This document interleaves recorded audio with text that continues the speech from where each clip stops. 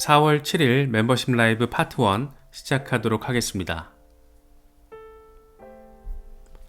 네, 시장 전체가 시뻘겋게 질려있는 모습을 우리가 꽤나 선명하게 바라볼 수가 있습니다.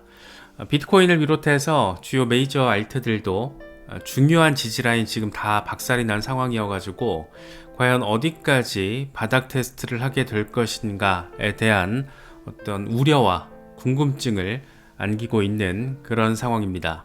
비트코인은 77,000달러 주변에서 자리 잡을까 말까 하는 모습 보이고 있고, 이더리움이 상당히 아슬아슬했습니다. 1,500달러대까지 지금 후퇴를 했고, XRP 역시 시원하게 지금 2달러가 깨진 상황입니다. 단순히 암호화폐 시장의 악재로 이런 게 아니고, 지금 트럼프 관세 리스크가 전 세계 증시를 강타하고 있는 와중에 그나마 다행인 건 그래도 증시 대비 조금 더 안정된 모습이 포착되고 있다는 것은 그나마 이런 상황에서 위안거리를 찾자라면 생각해 볼 수 있는 부분이 아닌가 싶기도 합니다. 비트코인 78,000달러가 깨지는 모습이 포착이 됐습니다. 세계 경기 침체 우려 속에 나름의 선방을 확인했긴 했지만, 그래서 이 세이프 헤이븐의 역할을 또 해줄 것 같은 그런 느낌도 갖게 만들었지만, 결국에는 큰 충격파를 이겨내지 못하고 급락세를 확인을 했습니다. 미국 증시가 지금 더 심각한 상황이잖아요. 역대급 폭락이 지금 나오고 있기 때문에 과연 이번 판에서는 반전 카드가 어디서 어떤 방식으로 등장을 할 것인가 라는 부분이 상당한 관전 포인트가 된 그런 상황입니다. 공포 탐욕 지수는 하루 전보다 11포인트 빠진 23을 기록하면서 공포 단계가 극단적인 공포 단계로 후퇴한 모습을 보여주고 있습니다. 비트코인 도미넌스 상황이 장난이 아닌데 지금 63%를 돌파하면서 2021년 1월 이후 가장 높은 시장 지배력을 확인해주고 있습니다.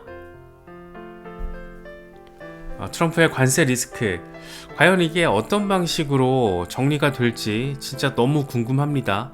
상당히 치킨 게임 양상으로 나아가는 모습도 포착이 되고 있다 보니까 전 세계 자본시장이 지금 싹 다 흔들리고 있는데, 대중국 무역 적자가 해결되지 않으면 협상은 없다 라고 트럼프가 멘트를 해버렸습니다. 중국의 대미 무역 흑자는 지속이 불가능하다. 우리는 중국 그리고 유럽연합 그리고 더 많은 국가의 무역 적자를 가지고 있다. 이걸 치료할 유일한 방법은 관세뿐이다 라고 이야기를 하고 있습니다. 그러면서 이번 주식시장 폭락과 관련해서 의도적으로 하락장을 조성한 것은 아니다. 아무도 망가지는 것을 원하지 않지만 때로는 약을 먹어야 뭔가를 고칠 수가 있다. 앞으로 어떤 일이 벌어질지는 알 수가 없다라고 설명을 하고 있습니다. 사실 의도적으로 하락장을 조성한 것은 아니다라는 말을 곧이곧대로 믿을 사람은 그렇게 많진 않을 것 같아요. 사실상 짜고 치는 고스톱 양상으로 펼쳐질 가능성이 높다라는 전망이 많이 나오고 있는 그런 이유이기도 하고, 제롬 파월 압박용이고 결국에는 제롬 파월도 어쩔 수 없이 금리 인하 내지는 비슷한 스텝을 밟아갈 텐데, 문제는 지금 상황에서 바로 찍어 누른다라고 오케이 인하 이럴 수는 없으니까 조금 더 시간이 필요하다라고 바라보는 게 맞지 않나 생각됩니다. 물론 그 사이에 중국과 미국의 어떤 협상의 물꼬가 잘 마련돼서 의미 있는 중재안이 나올 수도 있는 거고, 일단 거의 최악 내지는 최악 언저리 부근이라는 느낌은 많이 드는 것 같습니다. 개인적으로. 하워드 러트닉 상무부 장관도 굉장히 강경한 멘트를 제시하고 있습니다. 지금 트럼프 관세 이슈와 관련해서 가장 최측근이라고 꼽히는 인물이죠. 이 스캇 베센트 재무장관도 러트닉에 지금 밀려있다라는 얘기도 많이 나오고 있잖아요. 그래서 이 양반이 지금 트럼프의 관세 정책을 리드하고 있는 핵심 가신 그룹으로 지금 꼽히고 있습니다. 관세는 국가 안보의 문제다. 연기할 수가 없다. 상호 관세는 현지 시간으로 4월 9일 예정대로 발효가 될 것이다. 관세는 농담이 아니다. 중요한 것은 어느 나라도 제외되지 않는다라는 것이다. 관세를 부과하지 않으면 우회 수출지로 이용될 가능성이 있다.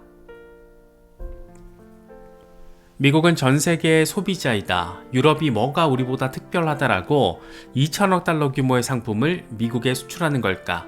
이건 규칙이 공정하지 않기 때문이고 트럼프는 이걸 수정할 것이다 라면서 지금 EU의 보복관세 의결 일정까지 나왔는데 까짓것 상관없다라는 식으로 굉장히 강경하게 밀어붙이겠다라는 의도를 또 의지를 표면적으로는 강조를 하고 있습니다. 요즘에 서머스 할아버지가 굉장히 적극적으로 트럼프 비판에 가세를 하고 있습니다. 이미 트럼프 대선 캠페인 당시부터 엄청난 비판을 했었는데 이번에도 수위가 간단치가 않습니다. 지난 이틀 동안의 증시 폭락은 2차 대전 이후 네 번째로 큰 규모다. 나머지 세 번은 1987년의 블랙 먼데이, 2008년의 금융위기, 그리고 코로나 때였다. 이런 규모의 하락은 앞으로 문제가 재현될 가능성이 높다라는 점을 시사한다. 매우 신중하게 대응해야 한다. 관세로 입을 경제 타격은 아마도 30조 달러 정도로 추산이 된다. 경제적 손실은 원유 가격이 2배로 급등하는 것과 같은 수준이다. 관세는 미국 경제의 가장 큰 자해가 될 것이다. 관세는 물가 상승을 야기하고 소비자들의 소비 능력을 떨어뜨릴 것이고 일자리도 줄어들 수 있다라면서 경기 침체에 대한 이야기를 또 이렇게 강조하고 있습니다. 30조 달러면 우리 돈으로 4경 원이 넘는 천문학적인 액수이기 때문에 과연 이런 상황을 어떤 식으로 접점을 찾을 수 있을까?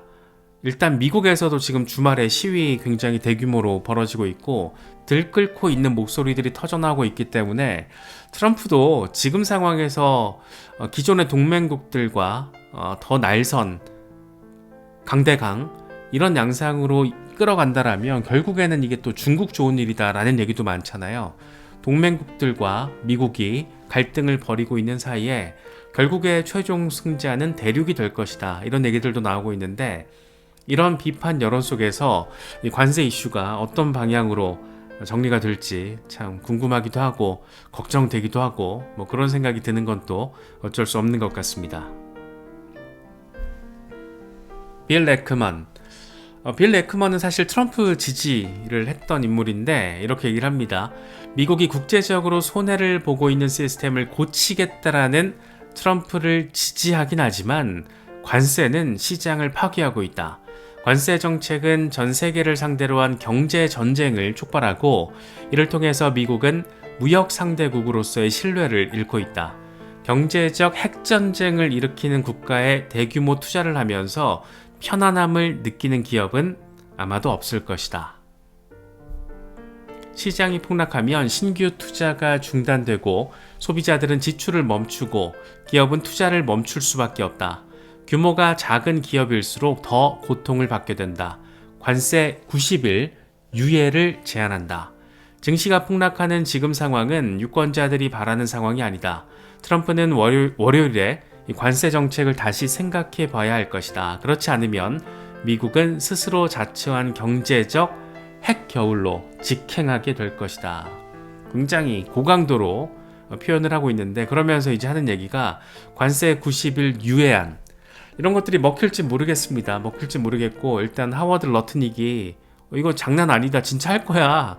뭐 이런 식으로 지금 얘기를 해놓은 상황이어가지고 만약에라도 이제 90일 유예안 이런 식으로 뭔가 완화된 스탠스가 백악관에서 등판을 해준다라면 요때 이제 급격한 반등 모멘텀이 될 텐데 어렵습니다. 뭔가 지금 예측하기도 어렵고 예단은 불가능한 상황이고 전 세계 자본시장이 지금 흔들리고 있다 보니까 가장 위험도가 높은 위험자산 시장의 투자자로서는 살짝 좀 더 까리하게 느껴지는 건 또 어쩔 수 없는 그런 모습입니다.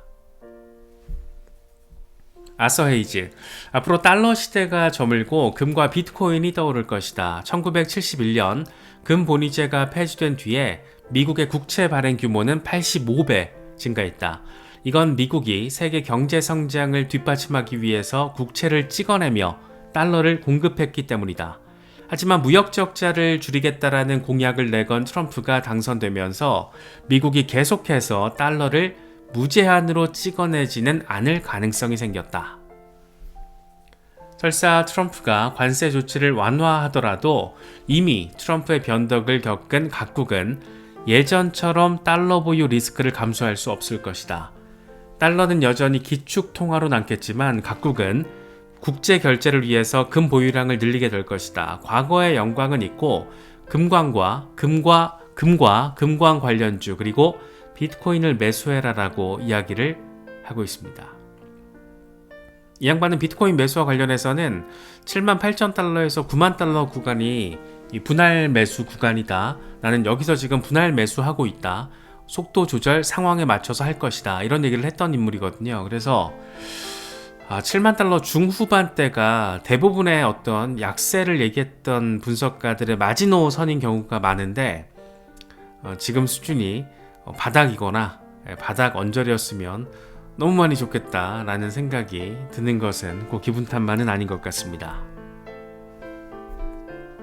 멀진 M2 글로벌 통화량이 증가할 때마다 비트코인은 날아가곤 했다. 우리는 지금 같은 설정을 보고 있다. 비트코인 10만 달러 돌파는 단지 시간 문제일 뿐이다라고 이야기를 하고 있습니다. M2와 비트코인의 흐름이 통상 한 10주에서 12주 정도 차이가 나기 때문에 머지않아서 한 2달 전후 시점에는 뭔가가 펼쳐질 가능성이 M2와 비트코인의 관계를 통해서도 느낄 수 있고 2달 전후 시점이라면 이제 6월 전후 시점이 될 거고 그렇게 되면 연준의 금리 인하 가능성이 상당히 높기 때문에 그런 부분들과 맞물려서 의미 있는 초여름의 시작 지점이 비트코인의 반등 지점과 겹치는 시점이 되지 않을까 그런 부분으로도 생각해 볼 수 있을 것 같습니다. 크립토 타이탄도 비슷한 얘기하고 있어요.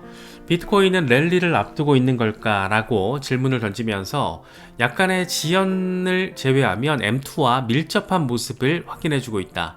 이런 프랙탈이 계속된다라면 다음 랠리 가능성 있다라고 이야기를 하고 있습니다. 여기서 지금도 시차를 두고 있지만 결국에는 같은 방향성으로 비례관계가 나타나고 있다라는 점을 얘기하고 있잖아요. 그래서 이미 M2 랠리 나왔고 비트코인이 따라갈 거다라는 얘기를 비트코인 일간 차트를 통해서 M2와 선명하게 대립을 시켜놓고 있습니다.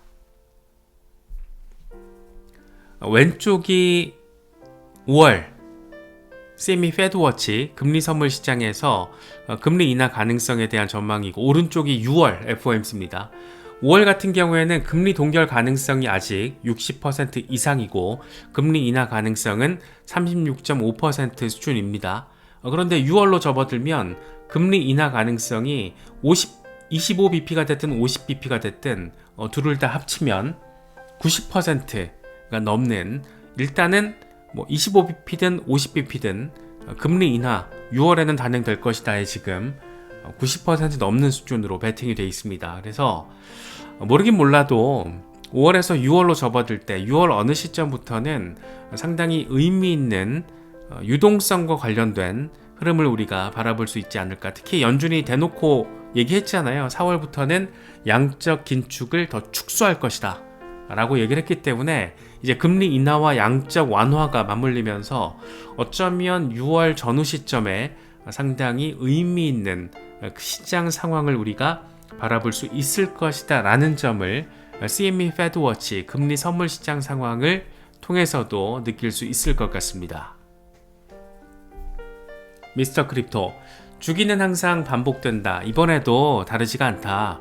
우리는 아직 정상에 오르지 않았다라고 이야기를 하면서 비트코인 반감기를 통한 랠리 가능성, 반감기 패턴을 대입시키면 1분기에 원래는 정점을 찍고 중간 정점을 찍고 이제 9월에서 10월 어느 시점에 이번 사이클 고점을 찍을 것으로 패턴 대입이 되는데 약간 지금 어긋났죠. 최악의 1분기를 그렸기 때문에. 하지만 패턴과 관련해서 아주 크게 어긋나는 지점은 없다. 중간에 베어마켓 양상은 항상 나왔어 라는 점을 이야기를 하고 있습니다. 애쉬 크립토, 짐 크레이머는 내일 1987년 과 비슷한 블랙 먼데이 크래시가 나올 거라고 경고하고 있다. 가장 큰 바닥 신호는 여기에 있다라고 이야기를 하면서 짐 크레이머가 추가적인 폭락을 얘기했기 때문에 지금 현생 인류 중에 가장 위험자산 시장에서 인정받은 인간 지표잖아요. 항상 짐 크레이머가 얘기하면 반대로 움직인다. 이런 점을 살짝 지금 조롱을 하면서 이야기를 하고 있습니다. 제발 좀 반대로 잘 움직여주면 좋겠습니다.